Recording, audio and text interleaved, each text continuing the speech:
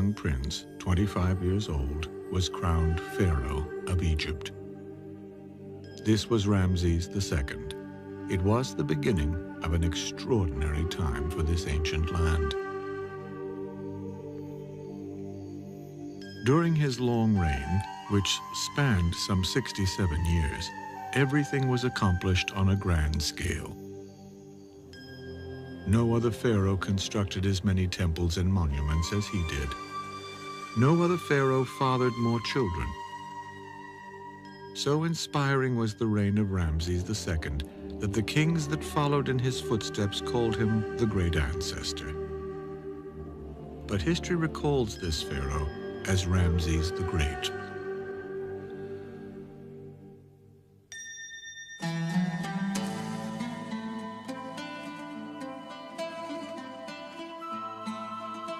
When Ramses II came to the throne, he was prepared for kingship as perhaps no other prince before him.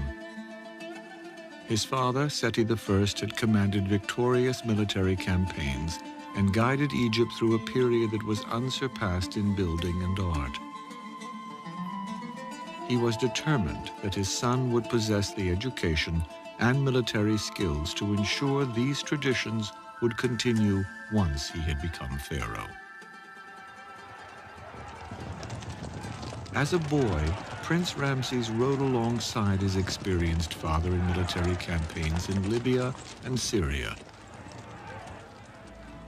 And because the hope of the new dynasty rested with him, the importance of producing heirs to perpetuate the royal family line was also impressed upon the prince. This was a royal task Ramses took on with a passion.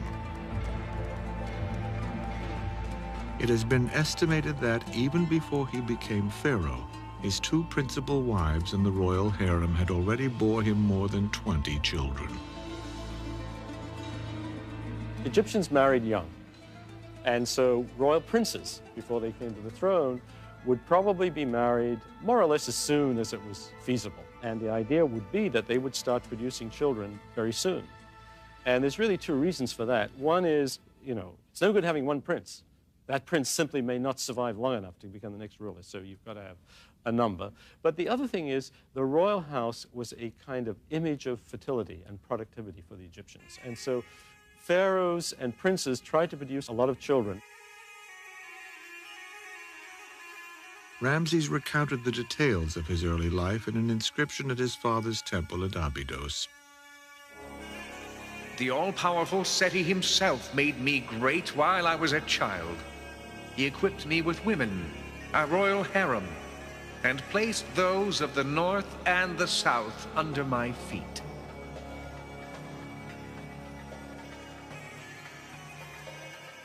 At the rock quarry of Aswan, Ramses had supervised the cutting of stone required to build his father's temples. Now that he was pharaoh, Ramses wasted no time in using the lessons he had learned then to erect monuments of his own. Ramses II was probably the first great master builder of the world, and he really built more probably than almost any other monarch in ancient history. In the southern frontier of the country, we have the temple at Luxor, which is a state temple to the god Amun, and he is the major builder in that temple. It was here, at the Temple of Luxor, that a huge festival was mounted in his honor 2 months after his coronation. As a symbol of his gratitude, he commissioned a new gateway, obelisks, and the first of many colossal statues of himself. This is the upper part of an enormous statue of Ramses II that comes from a temple that he built at Abydos in southern Egypt. This is a very fine example of the traditional representation of the pharaoh in ancient Egypt as a kind of powerful adult male. And in this case, because the statue had been buried in the desert sand, it still retains a lot of its color and shows us how brightly colored Egyptian statuary and temples were, so that they really looked more like living entities than simply just stone-carved images. Under Ramses, the so-called hypostyle hall, started by Amenhotep III at the Temple of Karnak, was expanded and completed. Like all of the building projects of Ramses the Great, it is a marvel of ancient architecture. Its 134 columns form a veritable forest of stone, which once raised a ceiling to a height of 75 feet.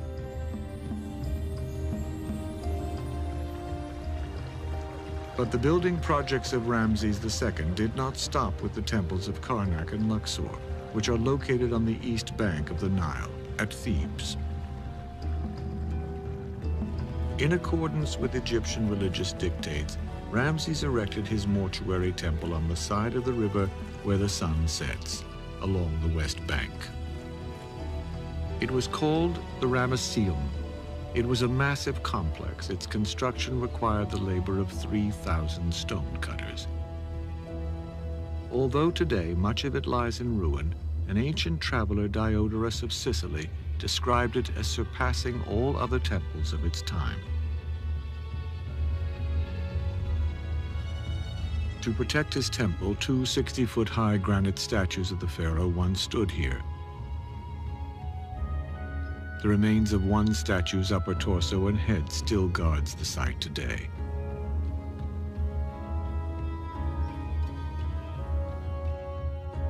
But it was at Egypt's southern border near modern Sudan that the pharaoh Ramses' grandest monument to himself is found. It dominates the landscape along the Nile and is called the Temple of Abu Simbel. Carved out of the side of a mountain, the grandeur of this great temple must have led ancient river travelers to believe they truly had entered a land ruled by gods. Experts believe that the construction of Abu Simbel began during the 10th year of Ramses II's reign in 1269 BC and took 13 years to complete. Although it was dedicated to the Egyptian gods Amen-Ra and Ptah, the enormous sandstone monument glorified the god-king Ramses himself more than anything else. 4 colossal likenesses of the pharaoh gaze out across the Nile from a facade that appears to have grown right out of the earth. They are commanding figures that reach a height of 65 feet. If they could stand, these giants would be nearly 100 feet tall. By comparison, religious symbols and representations of his queens, children, and relatives are dwarfed. Abu Simbel is a miracle of engineering. It is oriented so that on only 2 days of the year, during the spring and fall equinoxes, the rays of the rising sun will pierce the entranceway. The light then makes its way past 8 33-foot-high statues of the king portrayed as the god Osiris. Continuing along the 215-foot corridor, the sun's rays finally enter the most secret sanctuary of the temple. Here the light illuminates the statues of 3 gods seated within. Not surprisingly, Ramses himself is among them. A 4th god, Ptah, is also represented but not entirely in the light. Evidently, this is because Ptah is the Lord of Shadows. Adjacent to the site of Abu Simbel, Ramses the Great built a temple to honor his favorite wife, Nefertari. Its rock face features 6 statues of the king and queen and has been interpreted as an amazing display of the king's affection. This was a great honor to be so closely associated with the pharaoh, and it is likely Queen Nefertari witnessed the dedication of her own temple at Abu Simbel.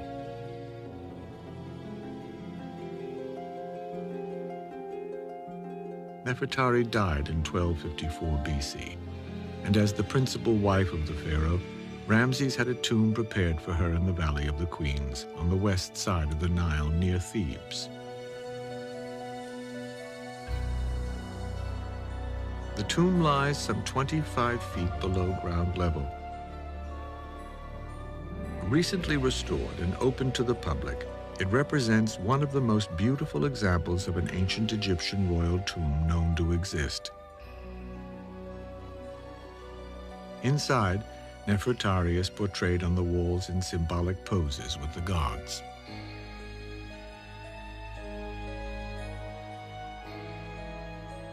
Around the same time as the Temple of Abu Simbel was being built, Ramses the Great began work on the new city called Per-Ambusu, a name that means domain of Ramses. Located in the northeast part of the Nile Delta, it has special significance. Hebrews had lived peacefully around the Nile Delta for 400 years, but concerned over their numbers, Ramses and his father before him may have forced them into the hard labor of constructing this new city. It is from here, around the year 1263 BC, that the story of the Exodus in the Bible probably took place. Ramses II is often associated with the Exodus. The details that are given about Egypt at the time, including naming a specific city, fit in with the later New Kingdom and the general period of Ramses II. And we know that there were many, many peoples brought in for various reasons during that time. So I would say that it's basically a true story. It's recorded only in the Bible because it was an extremely important event in history of the Hebrews. It would have been a minor event to the Egyptians of the day. Whether or not he was the great pharaoh of the Bible, there is little question that Ramses' vast building projects left no corner of Egypt without a reminder of his omnipotence. By erecting so many monuments to himself, Ramses raised his image to the status of a god.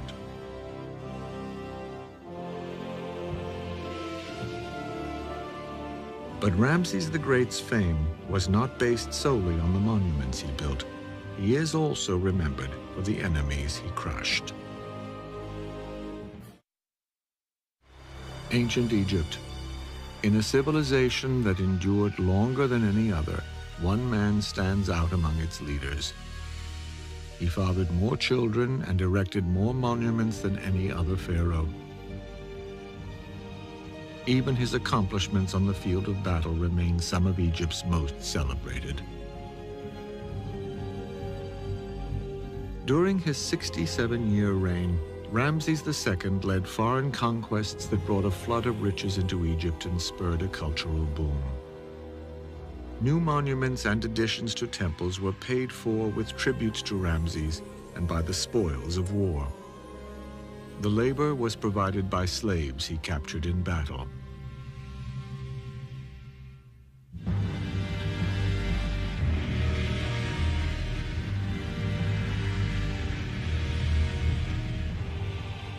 Northeast of ancient Egypt lay a vast desert frontier that is now modern Syria.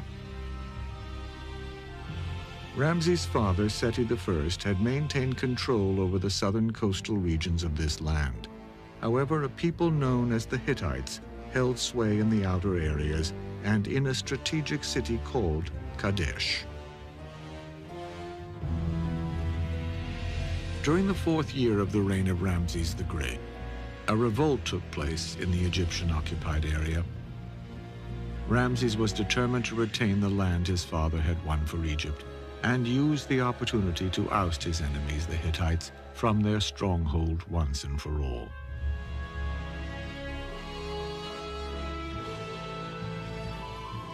To accomplish this, Ramses would face his greatest test. It is remembered as the Battle of Kadesh. The ancient inscriptions tell us that in 1275 BC, Ramses assembled one of the greatest forces of Egyptian troops ever seen.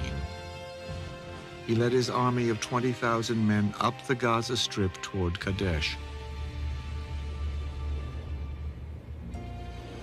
Close to his destination, 2 Hittite spies were captured, but they misled Ramses by saying the enemy was fearful and 100 miles to the north. Confident, Ramses moved ahead with only 1/4 of his force and then set up camp to wait for the remainder of his army. By the time he learned the formidable Hittites were actually lying in ambush, it was too late.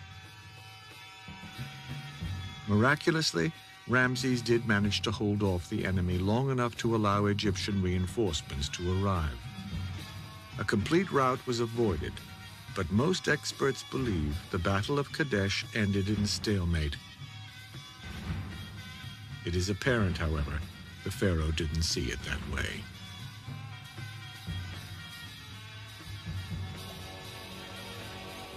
Ramses' tales of his triumphs at Kadesh are inscribed on the walls of the temples at Karnak, Luxor, Abydos, the Ramesseum, and inside Abu Simbel.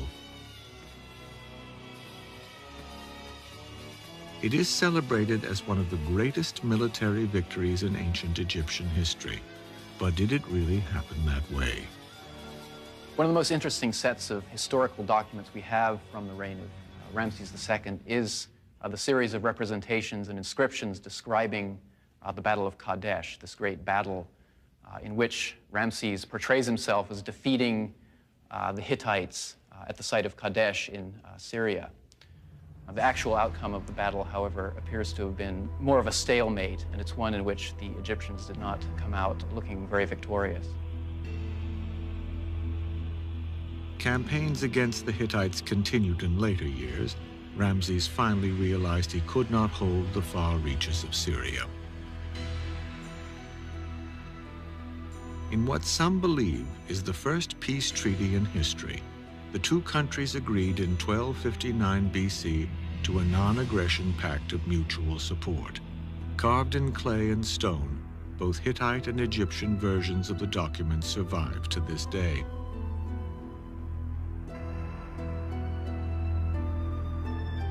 Once peace had been secured, Ramses II married a Hittite princess to cement the treaty. His harem eventually grew to include royal ladies from Syria and Babylon.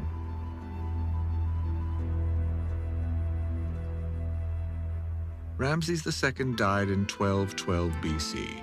Records tell us he was 92 years old.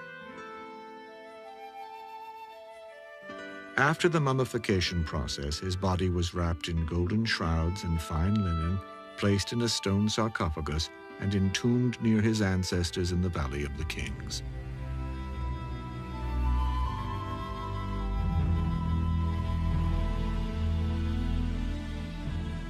Despite all the provisions to ensure an everlasting afterlife, over the next 200 years his burial site was repeatedly plundered by tomb robbers. Priests had to rewrap and move his mummy to other tombs to keep it whole. His final resting place was a simple cedar coffin. In 1881 AD, Ramses' mummy was found hidden away with the other mummies of the royal cache at Dar el-Bahari near Queen Hatshepsut's temple.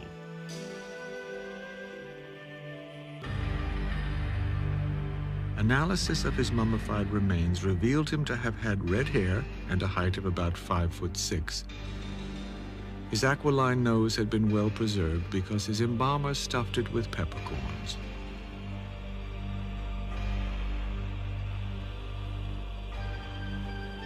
The inability for Ramses to find peace after death was symbolic of what lay ahead for Egypt.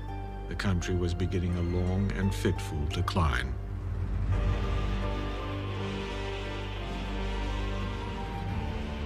It is believed Ramses the Great sired over 200 children, of which more than 100 reached adulthood. The first 12 sons in the line of succession died before their father. The 13th would become pharaoh. His name was Merneptah. Because his father had reached the astounding age of 92, Merneptah was in his 60s by the time he became ruler. Although he did wage successful military campaigns against the Libyans and Nubians, his 10-year reign was too short for him to equal Ramses' achievements. Still, the discovery of a portion of Merneptah's palace at Memphis was a great archaeological find. No other remains of a pharaoh's residence have ever been unearthed. Pieces from the complex and a scale model of a section of the ancient residence can be seen at the University of Pennsylvania Museum of Archaeology. They reveal the grace and beauty of the colorful surroundings that the great Egyptian rulers called home.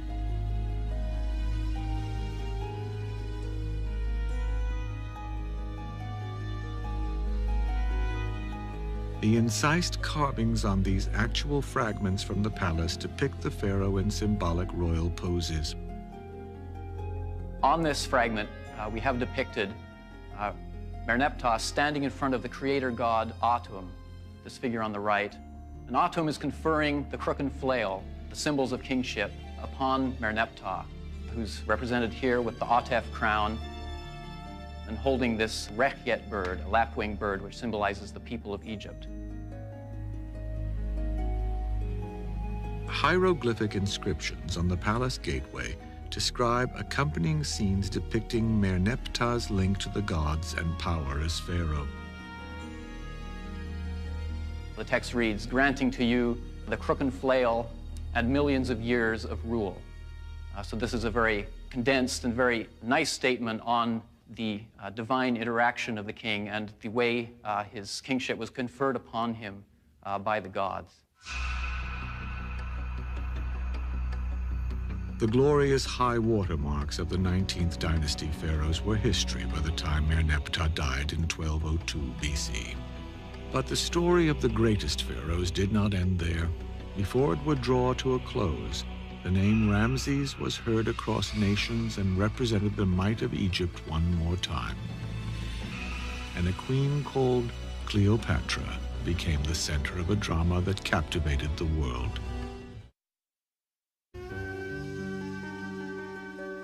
Below the foothills of the mountains which conceal the Valley of the Kings stands a mortuary temple at a site called Medinet Habu.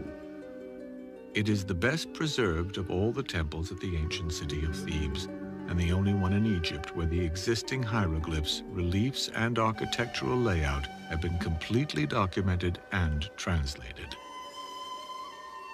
Its builder was Ramses III, the second pharaoh of the 20th dynasty, who took power in the year 1182 BC. His connection to Ramses the Great was in name only. They did not descend from the same bloodline. Ramses III inherited a stable Egypt, a nation at relative peace, but 8 years into his reign, he would be compelled to face an enemy that would put his world in turmoil.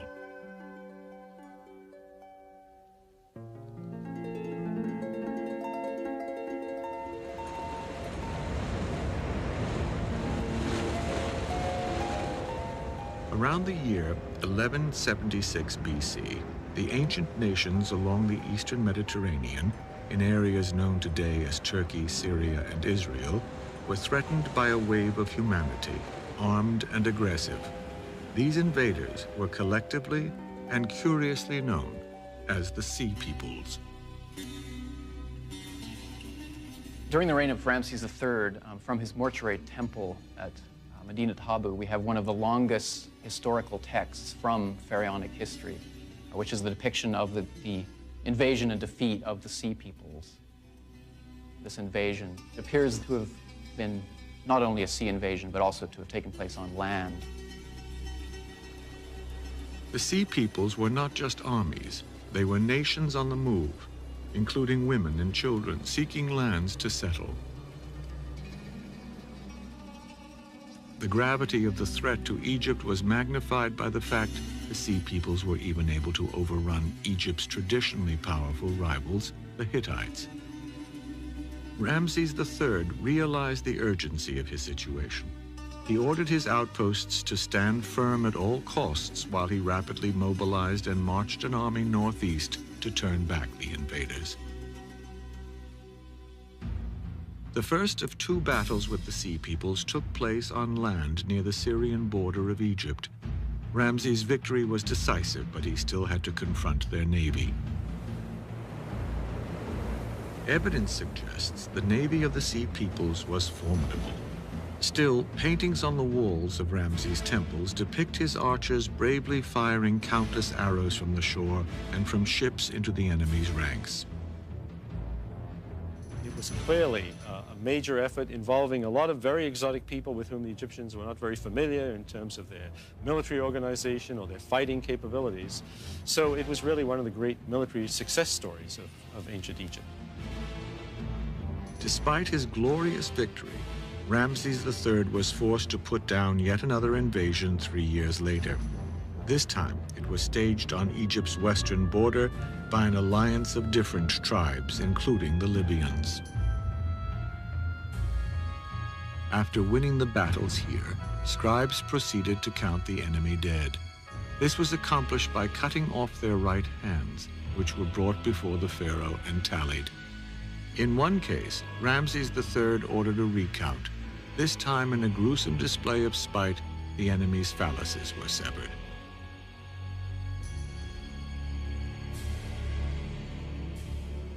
Ramses III had once again saved the nation, but then, in an ironic twist of fate, an assassination attempt was made upon his life.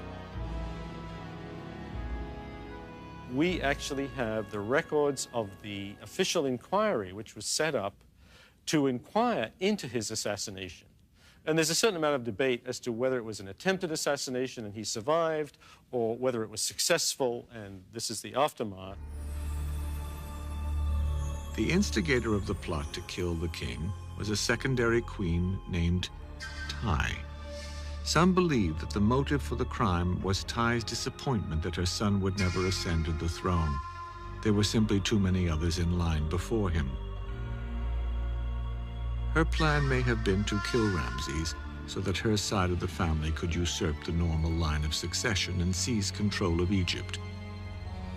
But it seems one of the conspirators had second thoughts and let the secret out.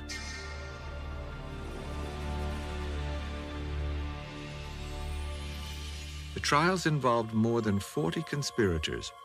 After being found guilty, 6 of the condemned committed suicide in the court. They died in sight of all those present. Their alternative would have been a slow and painful public death on a sharp, impaling rod. Others, found guilty of lesser involvement, had their ears and noses cut off. Whether or not the assassination attempt was successful, it is certain Ramses died before the verdicts were handed down. The shameful end to his 31-year reign foreshadowed troubled and chaotic times for Egypt. After Ramses III and his successors, you get this period of political breakup and social stress. There are still Egyptian pharaohs, but they seem to be much less in control of the situation. You have the country itself dividing up into several kingdoms with several pharaohs ruling at the same time. Scholars suggest that Egypt was failing for yet another reason. Egypt is no longer confined to the narrow, safe valley of the Nile. There are other great empires rising, not least, of course, over in Assyria, and we're into the last 1,000 years BC. So the whole thing is a state of flux. So Egypt is no longer top of the pile, top dog, and she is suffering. Over the next 800 years, nearly 70 rulers from 11 new dynasties would govern Egypt. They included Libyan, Nubian, Syrian, and Persian conquerors. Egypt was under the domination of the Persians when, in the year 333 BC, they were compelled to face one of the most formidable military commanders in history, Alexander the Great.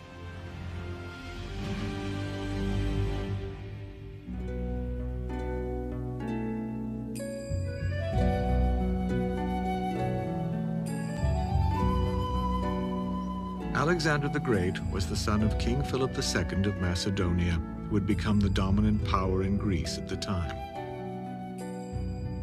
Educated by the Greek philosopher Aristotle, young Alexander rose to power in 336 BC, after his father was assassinated.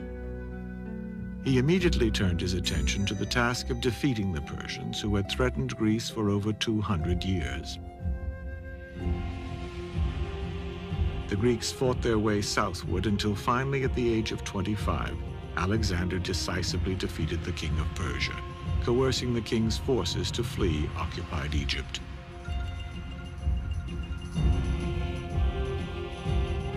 Shortly thereafter, Alexander entered Egypt as its liberator. He met no resistance and was promptly crowned pharaoh and became a god. Alexander was a highly intelligent individual, and in no country is his political acumen more concretely displayed than in Egypt.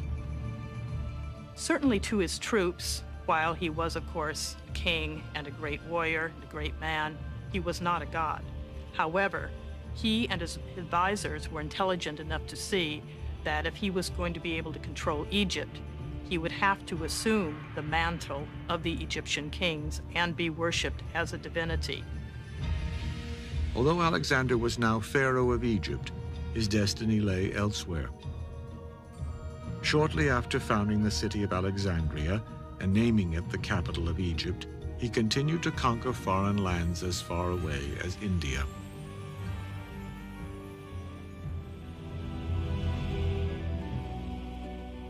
In 323 BC, however, Alexander, the survivor of many wounds, died of fever in Babylon.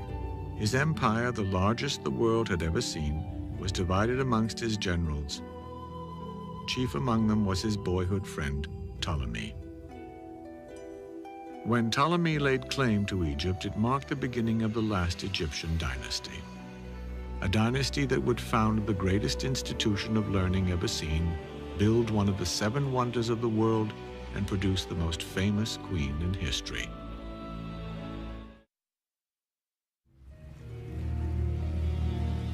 Hidden beneath the harbor of the ancient city of Alexandria are clues to mysteries that have gone unsolved for over 2,000 years. Rulers of empires once strolled along these paths. Submerged by an earthquake and only recently uncovered, these ruins provide us with a glimpse into the world of ancient Egyptian royalty. Here lie the remains of the palace of Cleopatra.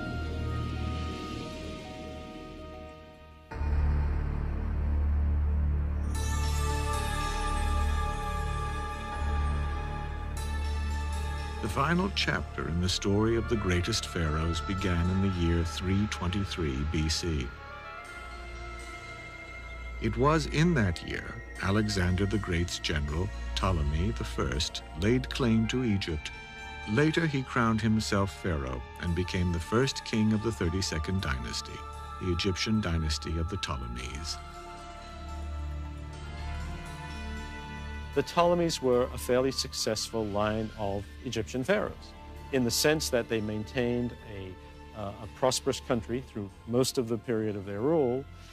They maintained a traditional religion as well as practicing Greek religion. There are lots of temples in which the walls are covered with traditional images of the Ptolemaic rulers. So it is the last great phase of Egyptian kingship, actually, and it's not an inglorious ending. Like the great pharaohs before them, the Ptolemies were builders. They are best remembered for their monument to learning, the Alexandria Library.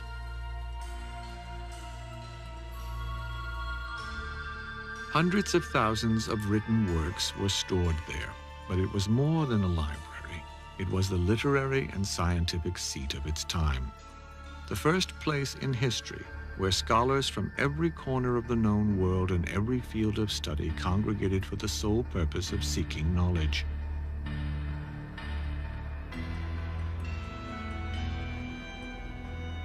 The Ptolemies also built the lighthouse of Alexandria, similar in design to the smaller lighthouse which they also built.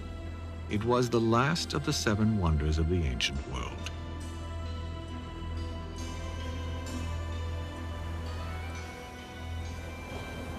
The great lighthouse once stood at the site of this citadel and rose 400 feet above the harbor. Its beacon, was created by huge fires that were visible to sailors more than 100 miles out to sea.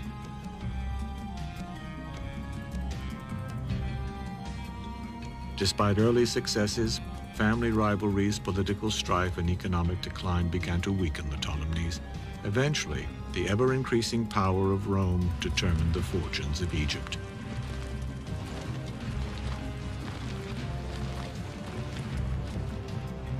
By the middle of the last century BC, the Ptolemies were rulers of Egypt in name only. Julius Caesar held the real power over the land of the Nile. In the year 51 BC, Ptolemy XII willed the throne of Egypt to his 18-year-old daughter, the seventh Ptolemy to be named Cleopatra. But she was forced to share the throne equally with her 10-year-old brother, Ptolemy XIII.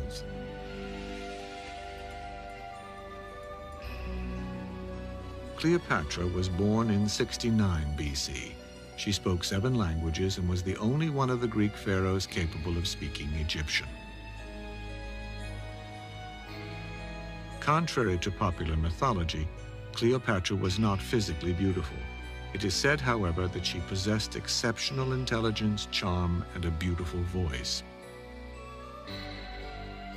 The great philosopher Plutarch once wrote, "It was a delight merely to hear the sound of her voice, with which, like an instrument of many strings, she could pass from one language to another, so that in her interviews with barbarians, she seldom required an interpreter." Cleopatra used and needed all of her talents to maintain control of her beloved Egypt. Not long after taking the throne, differences between Cleopatra and her brother resulted in outright civil war. Some experts argue that the Alexandria Library was destroyed in the conflict. Cleopatra was forced to flee briefly to Syria, but returned to Alexandria upon hearing that Julius Caesar had arrived there from Rome. She realized, with the growing power of Rome in the Mediterranean world, that there was very little hope of her maintaining her status as Queen of Egypt. So much so, when Julius Caesar came to Egypt, as we all well know from the many plays and scenarios written subsequently, she beguiled him. Wrapped in a carpet, Cleopatra's servants smuggled the queen into Alexandria and carried her up to Caesar's quarters. The carpet was presented as a gift, and when it was rolled out, the Queen of Egypt was revealed. Caesar was enchanted, and Cleopatra gained the ally she needed. Defeated, her brother Ptolemy XIII mysteriously drowned.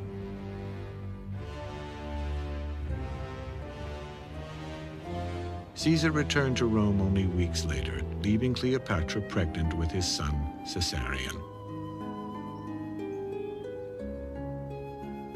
But after a year had passed, he requested her presence. Cleopatra's appearance in Rome was an outrage, and combined with Caesar's feuds with the Roman Senate, led to his assassination in 44 BC. Cleopatra returned to Egypt while the power vacuum left by Caesar's death was being filled by his great-grandnephew Octavian and one of Caesar's former consuls, Mark Antony. But their joint rule proved to be unworkable, and Mark Antony began to look to Egypt and Cleopatra for support. When Antony and Cleopatra met, her charm and ability to discuss subjects reserved for men captivated yet another Roman general.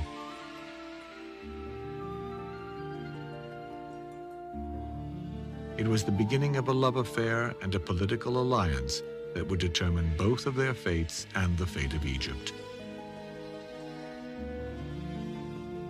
Although Antony did return to Rome in an attempt to mend his differences with Octavian, the trip was unsuccessful and he rejoined Cleopatra for good. Whatever he may have wanted from her personally and emotionally, he also wanted money, timber for his ships, and she wanted further grants of territory, further political guarantees. They were always allies as much as they were lovers. Mark Antony was committed to Cleopatra and the 2 children she had bore him. He proclaimed that Caesarion, her son by Julius Caesar, was the legitimate heir to the leadership of Rome, and presented Cleopatra with gifts of Roman land. We have the situation of a noble Roman, a great Roman general, at one point giving away parts of the Roman Empire to an Eastern queen, and that was not to be tolerated by the Senate in Rome. That's why Mark Antony was declared public enemy #1. Manipulating these feelings to his benefit, Octavian obtained the backing of the Roman army and declared war on Antony and Cleopatra.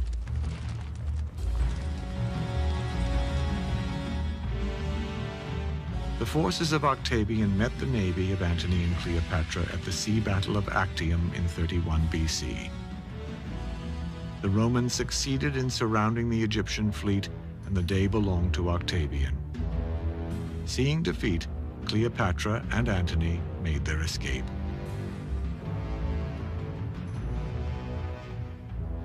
Within a year, the Roman fleet entered Alexandria's harbor, and the Egyptian forces surrendered. Mark Antony knew what his fate would be, and he took the noble Roman way out. He fell upon his sword and committed suicide.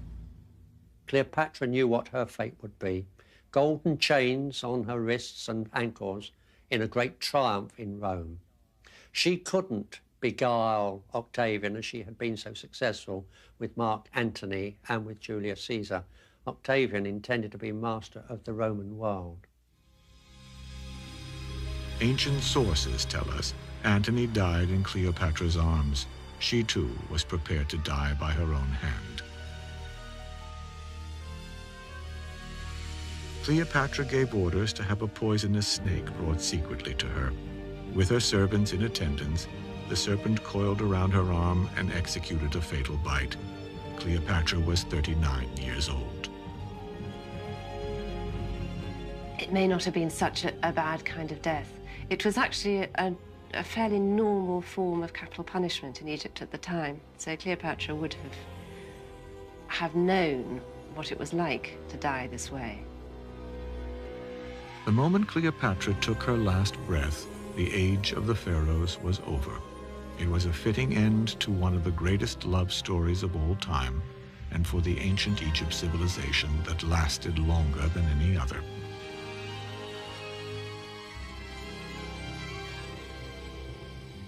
It is true that Egyptian Roman overlords continued Egyptian ritual, appeared as pharaohs, and built temples to the gods. But these actions were purely for the purpose of maintaining control over the population. In reality, Egypt was just another territory, a rich land to be drained of its resources for the benefit of Rome. Unattended, the shrines and monuments built over a period of 3 millennia were forgotten. What wasn't defaced or looted lay helpless against the relentless wind and sand. Their colors were erased and their forms buried beneath the surface of the desert.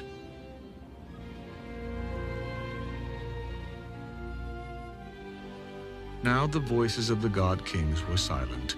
The Egypt of the pharaohs, the old civilization, the great empire of the Nile had come to an end.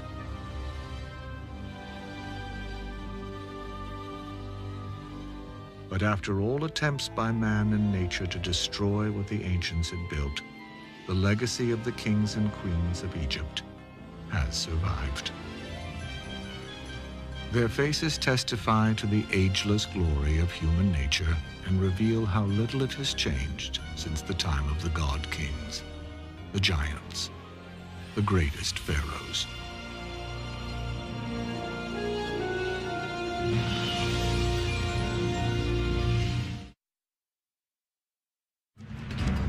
Young prince, 25 years old, was crowned Pharaoh of Egypt.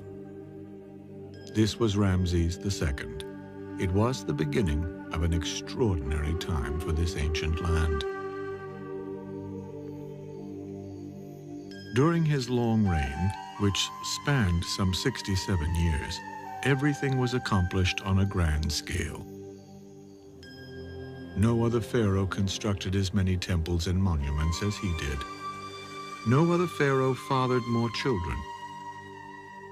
So inspiring was the reign of Ramses II that the kings that followed in his footsteps called him the Great Ancestor.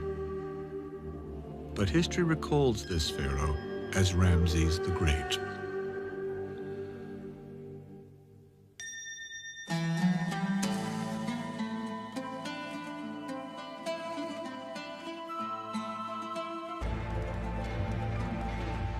It has been estimated that even before he became pharaoh, his two principal wives in the royal harem had already bore him more than 20 children.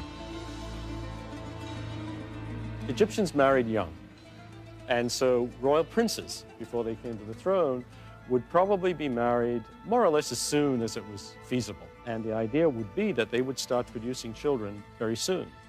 And there's really two reasons for that. One is, it's no good having one prince. That prince simply may not survive long enough to become the next ruler, so you've got to have a number. But the other thing is, the royal house was a kind of image of fertility and productivity for the Egyptians. And so pharaohs and princes tried to produce a lot of children. Ramses recounted the details of his early life in an inscription at his father's temple at Abydos. The all-powerful... When Ramses II came to the throne, he was prepared for kingship as perhaps no other prince before him. His father, Seti I, had commanded victorious military campaigns and guided Egypt through a period that was unsurpassed in building and art. He was determined that his son would possess the education and military skills to ensure these traditions would continue once he had become pharaoh. As a boy, Prince Ramses rode alongside his experienced father in military campaigns in Libya and Syria. And because the hope of the new dynasty rested with him, the importance of producing heirs to perpetuate the royal family line was also impressed upon the prince. This was a royal task Ramses took on with a passion. And he is the major builder in that temple. It was here, at the Temple of Luxor, that a huge festival was mounted in his honor 2 months after his coronation. As a symbol of his gratitude, he commissioned a new gateway, obelisks, and the first of many colossal statues of himself. This is the upper part of an enormous statue of Ramses II that comes from a temple that he built at Abydos in southern Egypt. This is a very fine example of the traditional representation of the pharaoh in ancient Egypt as a kind of powerful adult male. And in this case, because the statue had been buried in the desert sand, it still retains a lot of its color and shows us how brightly colored Egyptian statuary and temples were, so that they really looked more like living entities than... He himself made me great while I was a child. He equipped me with women, a royal harem, and placed those of the north and the south under my feet.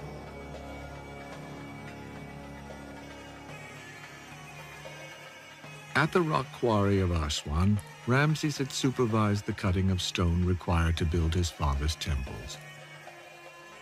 Now that he was pharaoh, Ramses wasted no time in using the lessons he had learned then to erect monuments of his own.